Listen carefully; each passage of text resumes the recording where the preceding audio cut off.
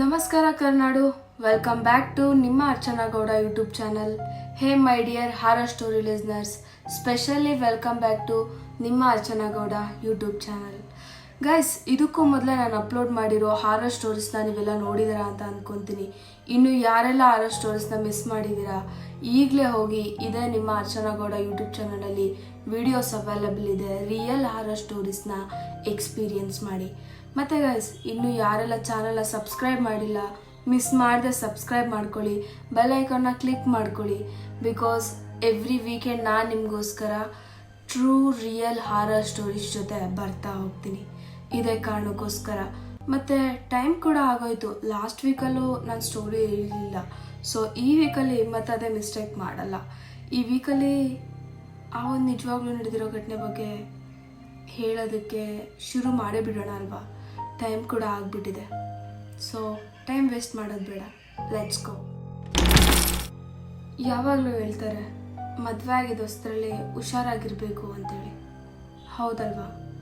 ಅದನ್ನು ದೊಡ್ಡವ್ರು ಯಾಕೆ ಹೇಳ್ತಾರೆ ಅನ್ನೋದು ಕೆಲವ್ರಿಗೆ, ಇವರೆಲ್ಲ ನಮ್ಮನ್ನು ಕಟ್ಟಾಕೋದಕ್ಕೆ, ಅಂದರೆ ಹೊರಗಡೆ ಹೋಗದೆ ಒಳಗಡೆನೆ ಇಟ್ಕೊಳ್ಳೋದಕ್ಕೆ, ಇವೆಲ್ಲ ಹಳೆ ಆಚಾರಗಳು, ಇವರೆಲ್ಲ ತೊಗೊಂಡು ಬಂದು ಸುಮ್ಮನೆ ನಮ್ಮ ತಲೆ ತಿಂತಾರೆ ಅಂತ ಎಷ್ಟೊಂದು ಜನ ಫೀಲ್ ಮಾಡ್ತಾ ಇರ್ತಾರೆ.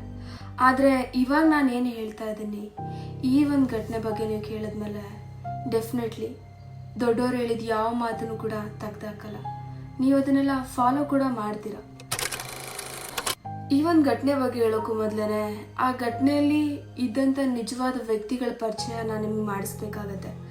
ಆದರೆ ಇದಕ್ಕೂ ಮೊದಲೇ ನಾನು ಹೇಳಿರೋ ಯಾವುದೇ ಒಂದು ಘಟನೆಗಳಲ್ಲಾಗಿರ್ಬೋದು, ನಿಜವಾಗ್ಲೂ ವ್ಯಕ್ತಿಗಳ ಹೆಸರನ್ನ ನಾನು ಹೇಳಿಲ್ಲ. ಹೆಸರನ್ನ ಹೇಳ್ದೇನೆ ಮುಚ್ಚಿಡೋದಕ್ಕೆ ಕಾರಣ ಏನಪ್ಪ ಅಂತಂದರೆ, ನಾವಿವತ್ತು ಹೇಳೋ ಆ ಸ್ಟೋರಿಯಿಂದ ನಾಳೆ ಇನ್ನೊಬ್ರಿಗೆ ತೊಂದರೆ ಆಗಬಾರ್ದು. ಹೌದು, ಅದೇ ಕಾರಣಕ್ಕೋಸ್ಕರನೇ ಇಲ್ಲೂ ಕೂಡ ನಾನು ಆ ವ್ಯಕ್ತಿಯ ಹೆಸರುಗಳನ್ನ ತಗೊಳ್ಳೋದಕ್ಕೆ ಇಷ್ಟಪಡಲ್ಲ. ಒಂದು ಬೇರೆದೇ ಹೆಸರು ಕೊಡೋಣ. ಈ ಒಂದು ಘಟನೆ ನಡೆದಿದ್ದ ಇಯರ್ 1999. ಅವಾಗ ತಾನೇ ಹೊಸ್ದಾಗಿ ಮದುವೆ ಆಗಿರುತ್ತೆ ಕಮಲಾ ಮತ್ತು ರಾಜೇಶನ್ಗೆ. ಹೌದು, ಹೊಸ್ದಾಗಿ ಮದುವೆ ಆಗಿರುತ್ತೆ, ಜೀವನನೂ ಚೆನ್ನಾಗಿರುತ್ತೆ. ರಾಜೇಶ್ ಇಂದು ಜಾಯಿಂಟ್ ಫ್ಯಾಮಿಲಿ ಆಗಿರುತ್ತೆ. ರಾಜೇಶ್ ಏನು ಹೇಳ್ಕೊಳೋಷ್ಟು ದೊಡ್ಡ ಫ್ಯಾಮಿಲಿಯಲ್ಲಿ ಸೇರಿದಂಥ ವ್ಯಕ್ತಿ ಅಲ್ಲ, ಅಂದರೆ ಒಂದು ಮಿಡಲ್ ಕ್ಲಾಸ್ ಫ್ಯಾಮಿಲಿ ವ್ಯಕ್ತಿ ಆಗಿರ್ತಾನೆ. ಹಾಗೆಯೇ ಆ ಹುಡುಗಿ ಕಮಲಾ ಏನಿರ್ತಾಳೆ, ಅವಳು ಒಂದು ನಾರ್ಮಲ್ ಆವ್ರೇಜ್ ಫ್ಯಾಮಿಲಿಗೆ ಸೇರಿದ ಹುಡುಗಿನೇ ಆಗಿರ್ತಾಳೆ. ಇಬ್ರಿಗೂ ಮದುವೆ ಆಗುತ್ತೆ. ಇಬ್ಬರ ಜೀವನ ತುಂಬಾ ಚೆನ್ನಾಗೇ ನಡೀತಾ ಇರುತ್ತೆ. ಮದುವೆ ಆಗಿ ಸುಮಾರು ಒಂದು 20-25 ದಿವಸ ಆಗಿರುತ್ತೆ. ಬಟ್ ರಾಜೇಶ್ ಏನಿದ್ದ, ಅವನೂರಲ್ಲಿ ನೀರಿಗೆ ತುಂಬಾ ತೊಂದರೆ ಇತ್ತು. ನೀರಿಗೆ ತುಂಬಾ ತೊಂದರೆ ಇದ್ದಾಗ ರಾಜೇಶ್ ಫ್ಯಾಮಿಲಿಯವರೆಲ್ಲ ಏನು ಮಾಡ್ತಾಯಿದ್ರು ಅಂದರೆ, ಯೂಶಲ್ ಆಗಿ ಅವ್ರ ಬಟ್ಟೆನ ತೊಳಿಬೇಕು ಅಂತಂದರೆ ಅವ್ರ ಊರ ಹತ್ರ ಒಂದು ದೊಡ್ಡ ಕೆರೆ ಇತ್ತು. ಆ ಕೆರೆ ಹತ್ರ ಅವ್ರ ಬಟ್ಟೆಗಳೆಲ್ಲ ತೊಗೊಂಡೋಗಿ ತೊಳ್ಕೊಂಡು ಬರೋದು, ಈ ಥರ ಮಾಡ್ತಾಯಿದ್ರು. ಯಾಕಂದರೆ ರಾಜೇಶಂದು ದೊಡ್ಡ ಕುಟುಂಬ ಆಗಿತ್ತು. ಸೊ ಅವತ್ತು ಕೂಡ ಅದೇ ಥರನೇ ಅವರು ಪ್ಲ್ಯಾನ್ ಮಾಡ್ತಾರೆ. ಹೇಗಿದ್ರು ನಮ್ಮ ಮನೆಗಳ ಹತ್ರ ನೀರು ಬರ್ತಾ ಇಲ್ಲ, ಕೆರೆನೇ ಗತಿ ಅಂತ ಹೇಳ್ಬಿಟ್ಟು ಕೆರೆ ಹತ್ರ ರಾಜೇಶ್, ಅವರ ಅಮ್ಮ, ಅವ್ರ ಅಕ್ಕ, ಅವ್ರ ತಂಗಿ, ಅವರಪ್ಪ, ಅವ್ರ ತಮ್ಮ, ಹಾಗೆಯೇ ರಾಜೇಶ್ನ ಹೆಂಡತಿನೂ ಕೂಡ ಬಟ್ಟೆ ತೊಳ್ಕೊಂಡು ಬರೋದಕ್ಕೆ ಅಂತ ಹೇಳ್ಬಿಟ್ಟು ಕೆರೆ ಹತ್ರ ಹೊರಡ್ತಾರೆ. ಕೆರೆ ಹತ್ರ ಹೋಗ್ತಾರೆ. ತುಂಬಾ ಚೆನ್ನಾಗಿರೋವಂಥ ಒಂದು ಪ್ಲೇಸ್ ಆಗಿರುತ್ತೆ ಅದು. ನೋಡೋದಕ್ಕೂ ತುಂಬ ಹಚ್ಚ ಹಸಿರು ತುಂಬಿರುತ್ತೆ, ನೀರು, ಪ್ರಕೃತಿ ಅಂತೂ ತುಂಬಾ ಚೆನ್ನಾಗಿ ಅನ್ನಿಸ್ತಾ ಇರುತ್ತೆ ಅವ್ರಿಗೆ ನೋಡೋದಕ್ಕೆ. ಅಲ್ಲಿದ್ದ ಆ ಪರಿಸರ, ಆ ತಣ್ಣನೆ ಗಾಳಿ, ಅದನ್ನೆಲ್ಲ ನೋಡಿ ಕಮಲನ್ಗೆ ತುಂಬಾ ಖುಷಿ ಆಯಿತು. ಅವಳು ಕೂಡ ಅವ್ರ ಅತ್ತೆಯವ್ರ ಫ್ಯಾಮಿಲಿ, ಅಂದರೆ ಅವಳ ಗಂಡನ ಫ್ಯಾಮಿಲಿ ಜೊತೆ ಸೇರಿ ಆ ಬಟ್ಟೆ ತೊಳೆಯೋ ಕೆಲಸ ಏನಿತ್ತು ಅದನ್ನು ಮಾಡ್ತಾ ಹೋದ್ಲು. ಅವ್ರಿಗೆ ಅದು ಯಾವುದೇ ರೀತಿ ಬಟ್ಟೆ ತೊಳೆಯೋ ಥರ ಕೆಲಸ ಅನ್ನಿಸ್ತಾ ಇರಲಿಲ್ಲ. ಅಲ್ಲಿ ಅವತ್ತು ಒಂದು ಪಿಕ್ನಿಕ್ ಬಂದಿರೋ ಫೀಲ್ ಇರ್ತಾ ಇತ್ತು. ಯಾಕಂದರೆ ಪ್ರಶಾಂತವಾದ ಜಾಗ, ದೊಡ್ಡ ಕೆರೆ, ಸುತ್ತಮುತ್ತ ಗಿಡ, ಮರ, ಗಾಳಿ, ಬೆಟ್ಟ, ಇದೆಲ್ಲ ನೋಡಿದ ಕಮಲನ್ಗೆ ತುಂಬಾ ಖುಷಿ ಕೂಡ ಆಗಿತ್ತು. ಹಾಗೆಯೇ ಟೈಮ್ ಹೋಗ್ತಾ ಇರೋದೇ ಗೊತ್ತಾಗಲಿಲ್ಲ. ಮಧ್ಯಾಹ್ನ 1 ಕೂಡ ಆಗೋಯ್ತು. ಬಟ್ಟೆ ಎಷ್ಟೆಷ್ಟು ತೊಳೆದಿದ್ರು ಅಷ್ಟು ಬಿಟ್ಟು ಎಲ್ಲರೂ ಬಂದು ಊಟಕ್ಕೆ ಕೂತ್ಕೊಂಡ್ರು. ರಾಜೇಶ್ನು ಕೂಡ ಕೂತು ಊಟ ಮಾಡ್ದ. ಅದಾದ್ಮೇಲಿಂದ ರಾಜೇಶ್ನ ತಂದೆ ಹೊರಗಡೆ ಏನೋ ಕೆಲಸ ಇದೆ ಅಂತ ಹೇಳ್ಬಿಟ್ಟು ರಾಜೇಶ್ನ ಕರ್ಕೊಂಡು ಹೊರಟರು. ಈಗ ಒಂದು ಜಾಗದಲ್ಲಿ ರಾಜೇಶ್ನ ಹೆಂಡತಿ ಕಮಲಾ, ಅವಳ ತಾಯಿ, ಅವರ ಅಕ್ಕ ಮತ್ತು ರಾಜೇಶ್ನ ಸಣ್ಣ ತಮ್ಮ ಇಷ್ಟು ಜನ ಮಾತ್ರ ಇದ್ದರು. ಅವ್ರ ಬಟ್ಟೆ ತೊಳಿತಾ ಇದ್ದಿದ್ದ ಕೆಲಸ ಏನೋ ಹಾಗೆ ಕಂಟಿನ್ಯೂನೇ ಆಗಿತ್ತು. ಬಟ್ಟೆ ಎಲ್ಲ ತೊಳೆದ್ರು. ಬಟ್ಟೆ ಹಾರಾಕೋ ಕೆಲಸನ ಅಲ್ಲಿ ಕಮಲಾ ಮಾಡ್ತಾ ಇದ್ಲು. ಹೌದು, ಬಟ್ಟೆ ತೊಳೆದು ಬಟ್ಟೆ ಹಾರಾಕೋದು. ಬಟ್ಟೆ ಹಾರಾಕ್ಬಿಟ್ಟು ಬಂದಮೇಲೆ ಒಂದತ್ರ ಕೂತು ಸುಮ್ಮನೆ ಏನೋ ಯೋಚನೆ ಮಾಡ್ತಾ ಅಲ್ಲಿ ಬರ್ತಿದ್ದ ಗಾಳಿನ, ಅಲ್ಲಿದ್ದ ಪ್ರಕೃತಿನ ನೋಡಿಕೊಂಡು ಕಮಲಾ ಹಾಗೆ ಕೂತಿದ್ಲು. ಅದಾಗ್ತಾ ಇದ್ದಾಗೇನೆ ಅವ್ರ ಅತ್ತೆ ಒಂದು ಕೂಗ್ತಾರೆ, ಕಮಲಾ ಸಮಯ ಆಗ್ತಾ ಬಂತು, ಬಾ ಬಟ್ಟೆ ಅವೆಲ್ಲ ಹಾರಾಕಿದ್ವಿ, ಅವ್ನು ತಗೊಂಡು ಹೋಗ್ಬಿಡೋಣ ಅಂತ. ಹಾಗಂತ ಅವ್ರ ಅತ್ತೆ ಹೇಳಿದ ತಕ್ಷಣ ಕಮಲನೂ ಕೂಡ ಹಾರಾಕಿದ ಬಟ್ಟೆನ ತರೋದಕ್ಕಂತ ಹೋಗ್ತಾಳೆ. ಎಲ್ಲ ಬಟ್ಟೆ ತಗೊತಾಳೆ. ಆದರೆ ಅವಳ ಆ ಒಂದು ವೇಲ್ ಏನಿರುತ್ತೆ, ಅವಳು ಹಾಕಿದ ಜಾಗದಲ್ಲಿ ಬಿಟ್ಬಿಟ್ಟು ಇನ್ನೊಂದು ಯಾವುದೋ ಒಂದು ದೊಡ್ಡ ಮುಳ್ಳಿನ ಪರ್ದೆ ಮೇಲೆ ಹೋಗ್ಬಿಟ್ಟು ಬಿಟ್ಬಿಟ್ಟಿರುತ್ತೆ. ಆ ಮುಳ್ಳಿನಿಂದ ವೇಲ್ ಬಿಡಿಸೋದಕ್ಕೆ ಕಮಲನಿಗೆ ತುಂಬಾ ಕಷ್ಟ ಆಗುತ್ತೆ. ಅವ್ರ ಅತ್ತೆ ಮತ್ತಿನ್ನೊಂದ್ಸರಿ ಕೂಗ್ತಾರೆ, ಏನು ಮಾಡ್ತಿದ್ಯಾ ಕಮಲಾ ನೀನು, ಬಟ್ಟೆ ತೆಗ್ದ ಅಂತ. ಕಮಲಾ ಅಷ್ಟೊತ್ತು ತನಕ ತೆಗ್ದಿದ್ದ ಬಟ್ಟೆನೆಲ್ಲ ತಂದು ಅವ್ರ ಅತ್ತೆ ಮುಂದೆ ಇಟ್ಟು, ಅತ್ತೆ ನಂದೊಂದು ವೇಲಿದೆ, ಅಲ್ಲಿ ಅದು ಮುಳ್ಳಿನ ಗಿಡಕ್ಕೆ ತಗ್ಲಾಕೊಂಡ್ಬಿಟ್ಟಿದೆ, ನಾನು ಹೋಗ್ಬಿಟ್ಟು ತೊಗೊಂಬರ್ತೀನಿ ಅಂತಾಳೆ. ಅವರತ್ತೆ ಆಯಿತು ಹೋಗಮ್ಮ ಅಂತ ಹೇಳ್ತಾರೆ. ಕಮಲಾನು ಆ ಮುಳ್ಳಿನ ಗಿಡದ ಹತ್ರ ಹೋಗಿ ಆ ವೇಲ್ನ ಕಷ್ಟಪಟ್ಟು ಬಿಡಿಸ್ತಾಳೆ. ಬಿಡಿಸಿ ತಗೊಂಡು ಕೂಡ ಬರ್ತಾಳೆ. ತಗೊಳ್ಬೇಕಾದ್ರೆ ಹಿಂದ್ಗಡೆಯಿಂದ ಯಾರೋ ಅವಳಿಗೆ ತಗೋಬೇಡ ಅನ್ನೋ ಥರ ಸೌಂಡ್ ಕೇಳಿಸುತ್ತೆ. ಹೌದು, ಆದರೆ ಕಮಲಾ ಇದೇನಿದು ಮಧ್ಯಾಹ್ನ ಈ ಟೈಮ್ನಲ್ಲಿ ನಾನು ಯಾಕೆ ಈ ಥರ ಭ್ರಮೆ ಕಾಣ್ತಿದ್ದೀನಿ, ನನ್ನಿಂದ ಯಾರೋ ಮಾತಾಡೋ ಥರ ಎಲ್ಲ ಅನ್ನಿಸ್ತಿದೆ ಅಂತ ಯೋಚನೆ ಮಾಡ್ತಾನೆ ಮತ್ತೆ ಅವೆಲ್ಲ ಬಿಡ್ಸೋಕೆ ಶುರು ಮಾಡ್ತಾಳೆ. ಇನ್ನೊಂದ್ಸರಿ ಮತ್ತೆ ಜೋರಾಗಿ ಕೇಳಿಸುತ್ತೆ ಧ್ವನಿ, ತಗೋಬೇಡ ಅಂತ ಹೇಳ್ದೆ ತಾನೇ ಅಂತ. ಆ ಒಂದು ಮಾತು ಅವಳಿಗೆ ತುಂಬ ಹತ್ರದಲ್ಲೇ ಯಾರೋ ಹೇಳಿತಾರ ಅಂತ ಅನಿಸುತ್ತೆ. ಅಲ್ಲಿ ಕಮಲನ್ಗೆ ತುಂಬಾನೇ ಭಯ ಆಗೋಕೆ ಶುರುವಾಗುತ್ತೆ. ಆ ಮಾತು ಕೇಳಿದ ಕಮಲಾ ಅಲ್ಲಿ ಯಾವ ಥರ ನಿಂತ್ಬಿಟ್ಟಿರ್ತಾಳೆ ಅಂದರೆ ಒಂದು ಶಿಲೆ ಥರ ನಿಂತ್ಬಿಟ್ಟಿರ್ತಾಳೆ ಭಯದಲ್ಲಿ. ಆವಾಗಲೇ ಅಲ್ಲಿಗೆ ರಾಜೇಶನ್ ತಂಗಿ ಹೋಗಿ, ಅದಕ್ಕೆ ಏನು ಮಾಡ್ತಾ ಇದೀಯ ನೀನು, ಯಾಕೆ ಈ ಥರ ನಿಂತ್ಕೊಂಡಿದ್ಯಾ, ಯಾಕೆ ಇಷ್ಟೊಂದು ಬೇವ್ತಿದ್ಯಾ ಅಂತ ಕೇಳ್ತಾಳೆ. ಅದು ಯಾರೋ ನನ್ನನ್ನು ಮಾತಾಡ್ಸಿದ ಥರ ಆಯಿತು ಅಂತ ಕಮಲಾ ಹೇಳ್ತಾಳೆ. ಹೌದು, ಆ ಥರ ನಿಂತ್ಕೊಂಡಿದ್ದಿದ್ದು ಕಮಲನ್ ನೋಡಿ ಕಮಲಾ ನಾದ್ನಿಗೂ ಸ್ವಲ್ಪ ಭಯ ಆಗೋಕೆ ಶುರುವಾಗುತ್ತೆ. ಅದಕ್ಕೆ ಯಾಕೆ ಇಷ್ಟೊಂದು ಟೆನ್ಷನ್ ಆಗಿಬಿಟ್ಟಿದ್ದೀರಾ, ಇಷ್ಟೊಂದು ಭಯ ಪಟ್ಕೊತಿದ್ದೀರಾ, ಇನ್ನು ಇವಾಗ ಸಂಜೆ ಒಂದು 4:15 ಅಷ್ಟೇ, ಇಷ್ಟೊಂದು ಬೆಳಕಿದೆ, ಈ ಬೆಳಕಲ್ಲ ವೇಲ್ ತಗೊಳ್ಳೋದಕ್ಕೆ ಇಷ್ಟೊಂದು ಭಯ ಪಡ್ಕೊತಿದ್ದೀರಲ್ವ ನೀವು ಅಂತ ಹೇಳ್ತಾಳೆ. ಅದಕ್ಕೆ ಕಮಲಾ, ಹಂಗೆಲ್ಲ ಏನೂ ಇಲ್ಲ, ಯಾರೋ ನನ್ನ ಹಿಂದೆ ಬಂದು ತಗೋಬೇಡ ಅಂದಂಗಾಯಿತು ಅಂತ ಹೇಳ್ತಾಳೆ. ಅದಕ್ಕೆ ಕಮಲಾನ ನಾದ್ನಿ ಹೇಳ್ತಾಳೆ, ನೀವು ಅದಕ್ಕೆಲ್ಲ ಅಷ್ಟೊಂದು ಭಯ ಪಟ್ಕೊಂಡ್ರೆ ಹೆಂಗೆ, ಆಯಿತು ಆ ವೇಲೇ ಬೇಡ ಬನ್ನಿ ಹೋಗೋಣ ಅಂತ ಹೇಳ್ತಾಳೆ. ಆದರೆ ಅಷ್ಟರಲ್ಲಿ ಕಮಲಾ ವೇಲ್ನ ಬಿಡಿಸಿರ್ತಾಳೆ. ಇಲ್ಲ, ನಾನು ಆಲ್ರೆಡಿ ವೇಲ್ ತಗೊಂಡಿದ್ದೀನಿ ಅಂತ ಹೇಳ್ತಾಳೆ. ಹಾಗಂತ ಹೇಳಾದ್ಮೇಲೆ ವೇಲ್ನ ತಗೊಂಡು ಇಬ್ರು ಹೊರಡ್ತಾರೆ. ಅಲ್ಲಿ ಹೋದ್ಮೇಲೆ ಕಮಲಾ ಅತ್ತೆ ಕೇಳ್ತಾರೆ, ಯಾಕಮ್ಮ ಇಷ್ಟೊಂದು ಲೇಟ್ ಆಯಿತು, ಯಾಕೆ ಇಷ್ಟೊಂದು ಟೈಮ್ ತಗೊಂಡ್ರಿ ಅಂತ. ಅದಕ್ಕೆ ಕಮಲಾ, ಏನೋ ಗೊತ್ತಿಲ್ಲ ಅಮ್ಮ, ನಾನು ವೇಲ್ ತಗೊತಿದ್ದೆ, ಆದರೆ ಅಲ್ಲಿ ಯಾರು ನನ್ನನ್ನು ತಗೋಬೇಡ ಅನ್ನೋ ಥರ ಇತ್ತು ಅಂತ ಹೇಳ್ತಾಳೆ. ಅದಕ್ಕೆ ಕಮಲಾ ಅತ್ತೆ, ಅಯ್ಯೋ ನೀನೇನೋ ಭ್ರಮೇಲಿದೆಯಾ ಅನಿಸುತ್ತೆ, ಏನೋ ಆ ಥರ ಇರಲ್ಲ, ಬಾ ಹೋಗೋಣ ಅಂತ ಹೇಳ್ಬಿಟ್ಟು ಕರ್ಕೊಂಡು ಹೊರಡ್ತಾರೆ.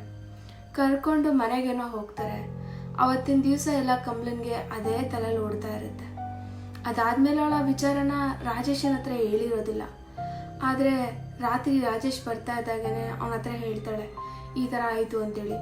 ರಾಜೇಶನು ಕಮಲನ್ಗೆ ಸಮಾಧಾನ ಮಾಡ್ತಾನೆ. ಆ ಥರ ಎಲ್ಲ ಏನೂ ಇರೋಲ್ಲ, ನಿನಗೇನೋ ಅಲ್ಲಿ ಬೆಳಗ್ಗೆಯಿಂದ ಕೆಲಸ ಮಾಡಿದ್ದಲ್ವಾ, ಆ ಸುಸ್ತಿಗೆ ಆ ಥರ ಅನಿಸಿರ್ಬೋದು ಅಂತ ಹೇಳ್ಬಿಟ್ಟು. ಅದಕ್ಕೆ ಕಮಲಾನು ಕೂಡ ಸಮಾಧಾನ ಮಾಡ್ಕೊತಾಳೆ, ಇರ್ಬೋದು ಅನಿಸುತ್ತೆ, ಬೆಳಗ್ಗೆಯಿಂದ ಕೆಲಸದಲ್ಲಿದ್ದೆ, ಅದಕ್ಕೋಸ್ಕರ ನನಗೆ ಆ ಥರ ಆಗಿರ್ಬೋದು ಅನಿಸುತ್ತೆ ಅಂತ. ಹೀಗೆ ಅಂದ್ಕೊಂಡು 1-2-3 ದಿವಸ ಆಗ್ತಾ ಇದ್ದಾಗೇ ಕಮಲನ ವರ್ತನೆ ತುಂಬಾ ಚೇಂಜ್ ಆಗೋಕೆ ಶುರುವಾಗುತ್ತೆ. ಯಾವ ಥರ ಅಂದರೆ, ಕಮಲಾ ರಾಜೇಶ್ನ ಮಾತಾಡ್ಸೋಕ್ಕೆ ಇಷ್ಟಪಡಲ್ಲ, ರಾಜೇಶ್ನೇ ಅಲ್ಲ ಈ ಯಾರನ್ನೂ ಕೂಡ. ಒಬ್ಬಳೇ ಕೂರೋದು, ಊಟನೇ ಬಿಟ್ಬಿಡೋದು. ಪೂಜೆ ಮಾಡುವಂಥ ಕಮಲಾ ಅತ್ತೆ ಎಷ್ಟು ಸರಿ ಹೇಳಿದ್ರು ಕೆಲಸ ಮಾಡ್ದೇನೆ, ಪೂಜೆನೂ ಮಾಡ್ದೇನೆ ಅವಳ ಪಾಡಿಗಳು ಏನೋ ಯೋಚನೆಲಿರೋದು, ಇದೇ ಥರ ಮಾಡ್ತಿರ್ತಾಳೆ. ಈ ಥರ ಎಲ್ಲ ಮಾಡುವಾಗ ಮನೆಯವ್ರಿಗೆ ತುಂಬಾ ಟೆನ್ಷನ್ ಆಗುತ್ತೆ. ಏನಕ್ಕೆ ಈ ಥರ ಹುಡುಗಿ ಈ ಥರ ಮಾಡ್ತಿದ್ದಾಳೆ, ಏನಾಗಿರ್ಬೋದು ಅಂತ. ಆಗ ಕಮಲನ್ ಮಾವ ರಾಜೇಶನ್ಗೆ ಹೇಳ್ತಾರೆ, ಅಂದರೆ ರಾಜೇಶನಪ್ಪ, ಒಂದ್ಸರಿ ಅವಳನ್ನ ಅವ್ರ ಅಪ್ಪ ಅಮ್ಮನ ಮಾತಾಡ್ಸ್ಕೊಂಡು ಬರೋದಕ್ಕೆ ಕರ್ಕೊಂಡು ಹೋಗು, ಅವ್ರ ಅಪ್ಪ ಅಮ್ಮನ ನೆನಪಲ್ಲಿ ಏನಾದರೂ ಅವಳು ಬೇಜಾರಾಗಿರ್ಬೋದು ಅಂತ. ಅದಕ್ಕೋಸ್ಕರ ರಾಜೇಶ್ ಕೂಡ ಕಮಲನ್ನ ಕರ್ಕೊಂಡು ಅವ್ರ ಅಪ್ಪ ಅಮ್ಮನ ಊರಿಗೆ ಹೊರಡ್ತಾನೆ. ಆದರೆ ಕಮಲನ್ಗೆ ಏನರ ಮೇಲೂ ಆಸಕ್ತಿ ಇರಲ್ಲ, ಯಾರನ್ನು ನೋಡಬೇಕು ಅನ್ನೋ ಮೈಂಡ್ಸೆಟ್ ಕೂಡ ಅವಳಿಗೆ ಇರಲ್ಲ.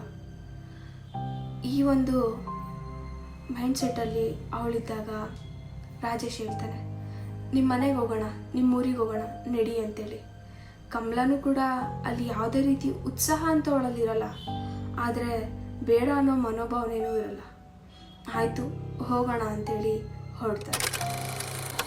ಕಮಲ ಊರಿಗೆ ಹೋಗ್ತಾಳೆ ಅವಳ ಗಂಡನ ಜೊತೆ. ಹೌದು, ಊರಿಗೆ ಹೋಗಿ ಅವ್ರ ಮನೆ ಒಳಗಡೆ ಹೋಗೋ ತನಕ ಮಾತ್ರ ಅವಳು ಸಪ್ಪಗಿರ್ತಾಳೆ. ಬಟ್ ಮನೆ ಒಳಗಡೆ ಹೋಗ್ತಾ ಇದ್ದಾಗನೇ ಕಮಲ ವರ್ತನೆ ನಾರ್ಮಲ್ ಆಗಿಬಿಡತ್ತೆ. ಅಂದರೆ ಅವಳು ಮದುವೆಯಾಗಿ ಬಂದ ಹೊಸದ್ರಲ್ಲಿ, ಅಂದರೆ ಆ ಒಂದು ಘಟನೆ ನಡೆಯೋಕ್ಕೂ ಮೊದಲು ಯಾವ ಥರ ಖುಷಿಯಾಗಿರ್ತಾ ಇದ್ಲೋ ಆ ಥರನೇ ಆರಾಮಾಗಿರ್ತಾಳೆ. ಅವ್ರ ತಂದೆ ಹತ್ರನೂ ಮಾತಾಡ್ತಾಳೆ, ತಾಯಿ ಹತ್ರನೂ ಮಾತಾಡ್ತಾಳೆ. ಇದನ್ನೆಲ್ಲ ನೋಡಿದ ರಾಜೇಶ್ಗೆ, ಏನು ಹೇಳು, ಇವ್ರ ಅಮ್ಮನ ಮನೆಗೆ ಬರಬೇಕು ಅಂತ ಹೇಳಿದ್ರೆ ಕರ್ಕೊಂಬರ್ತಿದ್ದೆ, ಅದಕ್ಕೋಸ್ಕರ ಈ ಥರ ಎಲ್ಲ ಮಾಡಬೇಕಿತ್ತ ಅಂತೇಳಿ ಮನಸ್ಸಿನಲ್ಲೇ ಅಂದ್ಕೊತಾನೆ. ಆದರೆ ಅವನು ಹೊರಗಡೆ ಹೇಳಲ್ಲ. ಹೀಗೇನೆ ತುಂಬಾ ಚೆನ್ನಾಗೇ ಇದ್ಲು ಅವಳು ಹೋಗಿದ್ದು ರಾತ್ರಿ. ಅದಾದಮೇಲೆ ಅವ್ರ ತಂದೆ ಕಮಲನ ಕರೆದು ಮಾತಾಡಿಸ್ತಾರೆ, ನಿಮ್ಮ ಅತ್ತೆ ಮನೇಲೆಲ್ಲ ಚೆನ್ನಾಗೇ ಇದೆಯಾ, ಹೇಗಿದೆ ನಿಮ್ಮ ಜೀವನ ಅಲ್ಲಿ ಅಂತ ಹೇಳ್ಬಿಟ್ಟು. ಕಮಲ ತುಂಬ ಖುಷಿಯಿಂದ ಅತ್ತೆ ಮಾವ ಅಲ್ಲಿರೋ ಕುಟುಂಬ ಎಲ್ಲನೂ ತುಂಬಾ ಚೆನ್ನಾಗಿದೆ ಅಪ್ಪಾಜಿ ಅಂತ ಹೇಳ್ತಾಳೆ. ಅವ್ರ ಅಪ್ಪಾಜಿಗೂ ಖುಷಿನೇ ಆಗುತ್ತೆ. ಆದರೆ ಇಲ್ಲಿ ಅವ್ರ ಅಪ್ಪಾಜಿಗೆ ಒಂದು ಡೌಟ್ ಬರೋಕ್ಕೆ ಶುರು ಆಗುತ್ತೆ. ಏನಂದರೆ, ಅವಳು ಮನೆಯಿಂದ ಹೊರಗಡೆ ಇದ್ದಾಗ ಒಂಥರ, ಮನೆ ಒಳಗಡೆ ಇದ್ದಾಗ ಒಂಥರ ವರ್ತನೆ ಮಾಡ್ತಾ ಇರೋದು ಅವ್ರ ಅಪ್ಪಾಜಿಗೆ ಅನುಮಾನ ತರುತ್ತೆ. ಯಾಕೆ ಅವ್ರ ಅಪ್ಪಾಜಿಗೆ ಅನುಮಾನ ತರುತ್ತೆ ಅಂದರೆ, ಅವರಪ್ಪ ಈ ಭೂತ ಪ್ರೇತ ಮಾಟ ಮಂತ್ರ ಇವನ್ನೆಲ್ಲವನ್ನು ನಿಯಂತ್ರಣ ಮಾಡಿರೋ ವಿದ್ಯೆನ ಕಲ್ತಿರ್ತಾರೆ. ಹೌದು, ಅವ್ರಿಗೆ ದೆವ್ವ ಬಿಡಿಸೋದು ಇದೆಲ್ಲದರಲ್ಲೂ ಕೂಡ ಅಭ್ಯಾಸನೇ ಇರುತ್ತೆ. ಕಮಲ ಅವರಪ್ಪ ಆ ದೆವ್ವ ಬಿಡಿಸೋ ಕೆಲಸದಲ್ಲಿ ತುಂಬಾ ಫೇಮಸ್ ಆಗಿದ್ದಂಥ ವ್ಯಕ್ತಿನೇ ಅಂತಲೇ ಹೇಳ್ಬೋದು ಆವಾಗಿನ ಟೈಮಲ್ಲಿ. ಅವಳು ನೋಡಿದಾಗ ಅವರಪ್ಪ ಅದನ್ನು ಕಂಡುಹಿಡಿತಾರೆ, ಏನೋ ಡಿಫ್ರೆನ್ಸ್ ಆಗ್ತಾ ಇದೆ ಅಲ್ವಾ, ಹೊರ್ಗಡೆ ಇದ್ದಾಗ ಒಂಥರ, ಒಳಗಡೆ ಬಂದಮೇಲೆ ಒಂಥರ, ಏನಿದೆಲ್ಲ ಅಂತೇಳಿ. ಹೌದು, ಇದನ್ನು ಕಂಡುಹಿಡಿಯೋದಕ್ಕೋಸ್ಕರನೇ ಅವ್ರ ತಂದೆ ಕಮಲಾ ಮತ್ತು ರಾಜೇಶ್ ಕರ್ಕೊಂಡು ಅವ್ರ ಊರಲ್ಲಿದ್ದ ದೇವಸ್ಥಾನಕ್ಕೆ ಹೊರಡ್ತಾರೆ. ಮನೆಯಿಂದ ಹೊರಟು ಇನ್ನೇನು ದೇವಸ್ಥಾನಕ್ಕೆ 2 ಕಿಲೋಮೀಟ್ರ್ ದೂರ ಇರುತ್ತೆ. ಕಮಲ ಅಳೋಕ್ಕೆ ಶುರು ಮಾಡ್ತಾಳೆ. ಅಪ್ಪ, ನನಗೆ ಯಾಕೋ ದೇವಸ್ಥಾನಕ್ಕೆ ಹೋಗ್ಬೇಕು ಅನ್ನಿಸ್ತಾ ಇಲ್ಲ, ನನಗೆ ಯಾಕೆ ಇಲ್ಲಿ ಕರ್ಕೊಂಡು ಹೋಗ್ತಿದ್ರ, ನನಗೆ ಯಾವ ದೇವಸ್ಥಾನ ನೋಡೋ ಇಷ್ಟ ಇಲ್ಲ, ನಾನು ಮನೆಗೆ ಹೋಗಬೇಕು, ನನಗಿಲ್ಲಿ ಯಾಕೋ ಸರಿ ಅನ್ನಿಸ್ತಾ ಇಲ್ಲ ಅಂತ ಹೇಳೋಕ್ಕೆ ಶುರು ಮಾಡ್ತಾಳೆ. ಅಲ್ಲಿಗೆ ಕಮಲ ಅಪ್ಪನಿಗೆ ಇದು ಮಾತ್ರ ಕನ್ಫರ್ಮೇಷನ್ ಆಗುತ್ತೆ, ನನ್ನ ಮಗಳ ಜೊತೆ ಏನೋ ಆಗಬಾರದಾಗಿದೆ ಅಂತೇಳಿ. ಹೌದು, ಕಮಲಾ ತಂದೆ ದೇವಸ್ಥಾನಕ್ಕೆ ಕರ್ಕೊಂಡು ಹೋಗ್ತಾ ಇದ್ದವರು ಅವಳು ಆ ದುಃಖ, ಅವಳು ಪಡ್ತಾ ಇದ್ದ ಸಂಕಟನ ನೋಡಿ ವಾಪಸ್ಸು ಅವ್ರ ಮನೆ ದಾರಿಗೆ ಕರ್ಕೊಂಡ್ಬರ್ತಾರೆ. ಮನೆ ದಾರಿಗೆ ಕರ್ಕೊಂಡು ಬಂದಾದ್ಮೇಲೆ 1-2 ದಿವಸ ರಾಜೇಶನ್ಗೆ, ನೀನು ನಿಮ್ಮ ಊರಿಗೆ ಹೋಗ್ಬಿಟ್ಟು ಬಾ ರಾಜೇಶ್, ನಾನೆಲ್ಲ ನೋಡಿಕೊಂಡು ಸರಿ ಮಾಡ್ತೀನಿ ಅಂತ ಹೇಳ್ತಾರೆ. ಹೇಳಾದ್ಮೇಲೆ ರಾಜೇಶ್ ಕೂಡ ಊರಿಗೆ ಹೊರಡ್ತಾರೆ. ಅದಾದಮೇಲೆ ಕಮಲನ ಅವ್ರ ತಂದೆ ಅಬ್ಸರ್ವ್ ಮಾಡ್ತಾನೆ ಇರ್ತಾರೆ. ಕಮಲ ಅವ್ರ ಮನೆ ಇದ್ದಿದ್ದ ಆ ದೊಡ್ಡ ಆಲದ ಮರದ ಹತ್ರ ನಿಂತು ಏನೋ ಯೋಚನೆ ಮಾಡ್ತಾನೆ ಇರ್ತಾಳೆ ಪ್ರತಿನಿತ್ಯವಾಗಿ. 3 ದಿವಸನೂ ಇದೇ ಕಂಟಿನ್ಯೂ ಆಗುತ್ತೆ. ಅಂದರೆ ಅವಳು 3 ದಿವಸನೂ ಕೂಡ ರಾತ್ರಿ ಸುಮಾರು 1:30-2 ಗಂಟೆ ಟೈಮಲ್ಲಿ ಆ ಆಲದ ಮರದ ಕೆಳಗಡೆ ನಿಂತ್ಕೊಂಡು ಏನೋ ಯೋಚನೆ ಮಾಡೋ ಥರ. ಪ್ರತಿ ರಾತ್ರಿನೂ ಕಮಲ ತಾಯಿ ಹೋಗಬೇಕು, ಅವಳನ್ನ ಕರ್ಕೊಂಬರ್ಬೇಕು, ಮನೆ ಒಳಗಡೆ ಮಲಗಿಸ್ಬೇಕು, ಇದೇ ಆಗತ್ತೆ. 3 ದಿವಸ ಅದನ್ನೆಲ್ಲ ನೋಡಿದ ಕಮಲ ತಂದೆ 4ನೇ ದಿವಸಕ್ಕೆ ಕಮಲ ಯಾವಾಗ ಕರೆಕ್ಟಾಗಿ ಆಲದ ಮರದ ಹತ್ರ ಹೋಗ್ತಾಳೆ, ಕಾಯ್ಕೊಂಡಿರ್ತಾರೆ. ಕಮಲ ಕರೆಕ್ಟಾಗಿ 12:30 ಆಗತ್ತೆ. ಹಿಂದ್ಗಡೆ ಬಾಗಿಲು ಓಪನ್ ಮಾಡಿ ಅವ್ರ ಮನೆ ಹಿಂದಿದ್ದ ಆ ಆಲದ ಮರದ ಹತ್ರ ಹೋಗಿ ನಿಂತ್ಕೊತಾಳೆ. ನಿಂತ್ಕೊಂಡು ಯಥಾ ಪ್ರಕಾರ ಯೋಚನೆ ಮಾಡೋಕೆ ಶುರು ಮಾಡಿರ್ತಾಳೆ. ಯಾವುದೇ ರೀತಿ ಅಳು, ಚೀರಾಟ, ಕೂಗು, ದುಃಖ ಏನೂ ಇಲ್ಲ. ಬಟ್ ಅವಳು ಆ ಆಲದ ಮರದ ಹತ್ರ ನಿಂತ್ಕೊಂಡು ಯೋಚನೆ ಮಾಡೋಕೆ ಶುರು ಮಾಡ್ತಾ ಇರ್ತಾಳೆ. ಅದೇ ಟೈಮಿಗೆ ಕರೆಕ್ಟಾಗಿ ಕಮಲಾ ತಂದೆ ಅಲ್ಲಿಗೆ ಹೋಗ್ತಾರೆ. ಹೋದವರೇ ಕಮಲಾ ಜುಟ್ಟನ್ನ ಹಿಡಿತಾರೆ. ಹಿಡಿದು, ಯಾರು ನೀನು ಏನಕ್ಕೋಸ್ಕರ ನನ್ನ ಮಗಳ ಮೈ ಮೇಲೆ ಬಂದಿದ್ಯಾ, ಏನಕ್ಕೋಸ್ಕರ ಹುಡುಗಿಗೆ ಈ ಥರ ಹಿಂಸೆ ಕೊಡ್ತಿದ್ಯಾ ಅಂತ ಕೇಳ್ತಾರೆ. ಆಗ ಕಮಲಾ ವಿಚಿತ್ರವಾಗಿ ನಗೋಕೆ ಶುರು ಮಾಡ್ತಾಳೆ. ಆ ನಗು ಯಾವ ಥರ ಇತ್ತು ಅಂದರೆ, ಆ ನಗುವಿನಿಂದ ಬರ್ತಾ ಇದ್ದ ಧ್ವನಿ ಕಮಲಿಂದೇ ಆಗಿರಲಿಲ್ಲ. ಏನೋ ವಿಚಿತ್ರವಾಗಿ ಬೇರೆ ಇನ್ಯಾರೋ ಹುಡುಗಿ ನಗೋ ಥರ ಆ ನಗು ಇತ್ತು.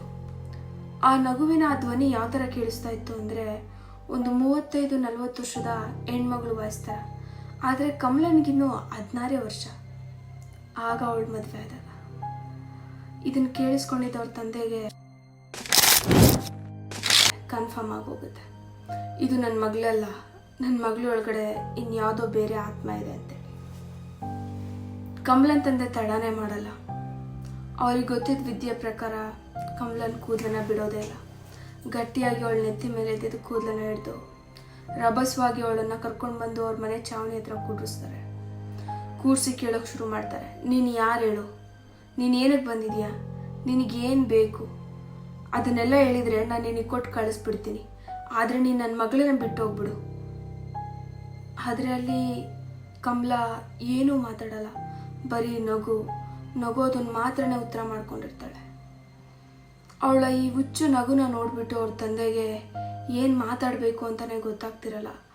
ಅದೆಷ್ಟೇ ದೊಡ್ಡ ವ್ಯಕ್ತಿ ಅಂದರೆ ಆ ದೆವ್ವ ಭೂತಗಳ ಬಗ್ಗೆ ತಿಳ್ಕೊಂಡಿರೋ ವ್ಯಕ್ತಿ ಆಗಿದ್ರು ಅವರ ಮಗಳು ಅಂತ ಬಂದಾಗ ಅವರಲ್ಲಿ ಮಾಡಬೇಕಾಗಿರೋ ಕೆಲಸದಲ್ಲಿ ಸ್ವಲ್ಪ ಕನ್ಫ್ಯೂಷನ್ಸ್ ಆಗುತ್ತೆ. ಅದೇನೇ ಇಲ್ಲೂ ಕೂಡ ಆಗಿತ್ತು. ಏನೇ ಅಂದರೂ ಅವ್ರ ಮಗಳು, ಅವಳನ್ನ ಅವ್ರು ಯಾವ ಥರ ಹ್ಯಾಂಡ್ಲ್ ಮಾಡಬೇಕು ಅನ್ನೋ ಒಂದು ಕನ್ಫ್ಯೂಷನಲ್ಲಿ ಅವ್ರ ತಂದೆ ಕೂಡ ಇದ್ರು.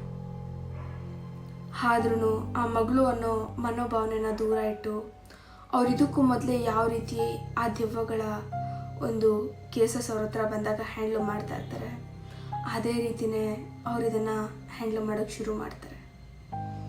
ಮನೇಲಿದ್ದ ದೇವ್ರ ಕುಂಕುಮ ತರಿಸ್ತಾರೆ, ಅವಳ ಹಣೆಗಿಡ್ತಾರೆ. ನೆತ್ತಿ ಮೇಲೆ ಹಿಡ್ದಿದ್ದ ಕೂದಲನ್ನ ಬಿಡೋದೇ ಇಲ್ಲ.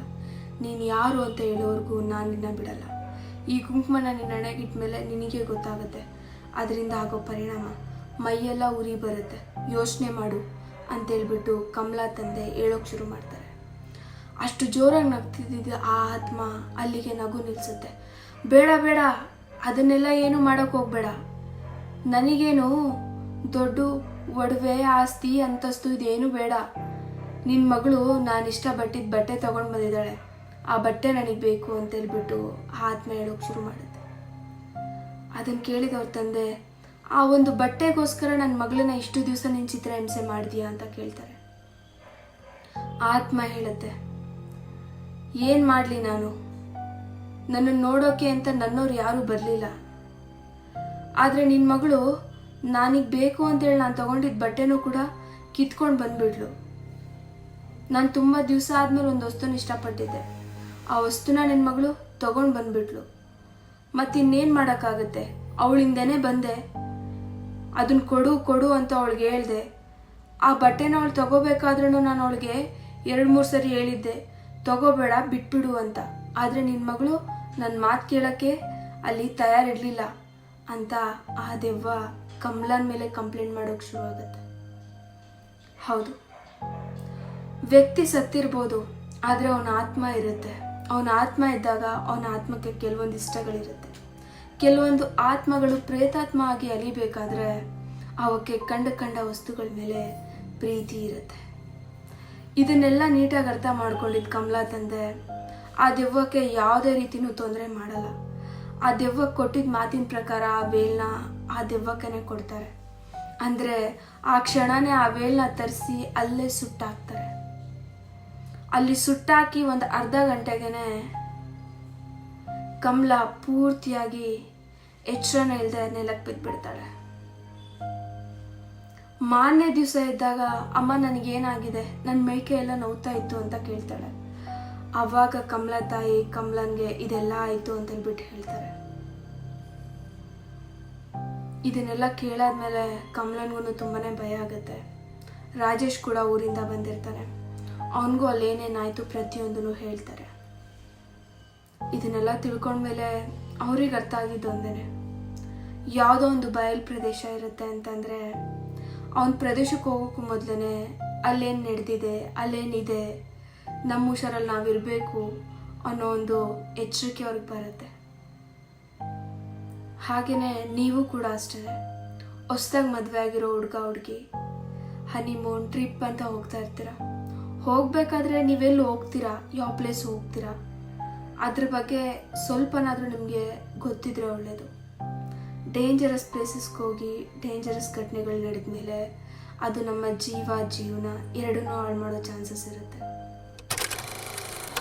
ನೀವು ಅಷ್ಟೇ ಗಾಯ್ಸ್, ಮನೇಲಿ ಯಾರು ದೊಡ್ಡವರು ಯಾವುದಾದ್ರೂ ಒಂದು ವಿಚಾರಗಳ ಬಗ್ಗೆ ಹೇಳ್ತಾರೆ ಅಂತಂದರೆ ಅದ್ರ ಬಗ್ಗೆ ತಿಳ್ಕೊಳ್ಳೋದು ತುಂಬಾ ಒಳ್ಳೆಯದಾಗಿರುತ್ತೆ. ಕೆಲವೊಂದು ಸರಿ ಅದು ಈ ಥರ ಪ್ಯಾರಾನಾರ್ಮಲ್ ಆಗದೆ ಇಲ್ಲದೆ ಹೋದ್ರೂ ಸೈಂಟಿಫಿಕಲ್ ಆಗೂ ಅವ್ರು ಹೇಳೋದು ನಿಜ ಆಗಿರುತ್ತೆ. ಹೌದು, ಎಲ್ಲದಕ್ಕಿಂತ ಇಂಪಾರ್ಟೆಂಟ್ ಒಂದು ಅಬ್ಯಾಂಡೆಡ್ ಹೌಸ್, ಖಾಲಿ ಬಿದ್ದಿರೋ ಜಾಗ, ಮಠ ಮಧ್ಯಾಹ್ನ ಹೊಡಿತಿರೋ ಜಾಗದಲ್ಲಿ ಒಂಟಿಯಾಗಿ ವಯಸ್ಸಿಗೆ ಬಂದಿರೋ ಹೆಣ್ಮಕ್ಳು, ಗಂಡು ಮಕ್ಕಳು, ಹೊಸ್ದಾಗಿ ಮದುವೆ ಆಗಿರೋರು, ಈ ಬಸ್ರಿ ಹೆಣ್ಮಕ್ಳು ಇವರೆಲ್ಲ ಹೋಗೋದು ಯಾವುದೇ ಕಾರಣಕ್ಕೂ ಸೇಫ್ ಅಲ್ಲ. ಅದಕ್ಕೆ ನಿಮಗೆ ಒಂದು ದೊಡ್ಡ ಎಕ್ಸಾಂಪಲ್, ದೊಡ್ಡ ಉದಾಹರಣೆನೇ ಇವಾಗ ನಾನೇನು ಹೇಳಿದೆ, ಕಮಲಾ ಮತ್ತು ರಾಜೇಶನ ಜೀವನದಲ್ಲಿ ನಡೆದಿದ್ದ ನಿಜವಾಗ್ಲೂ ಹಾರರ್ ಘಟನೆನೇ ಸಾಕ್ಷಿ. ಐ ಹೋಪ್ ನಿಮ್ಗೆಲ್ಲರಿಗೂ ಈ ವಿಡಿಯೋ ಇಷ್ಟ ಆಗಿದೆ ಅಂದ್ಕೊತಿದ್ದೀನಿ. ಮತ್ತೆ ನೆಕ್ಸ್ಟ್ ವಿಡಿಯೋದಲ್ಲಿ ಇನ್ನೂ ಒಂದು ಟ್ರೂ ಹಾರರ್ ಸ್ಟೋರಿ ಜೊತೆ ನಾನು ನಿಮಗೆ ನೆಕ್ಸ್ಟ್ ವೀಕ್ ಸಿಗ್ತೀನಿ. ಅಲ್ಲಿವರೆಗೂ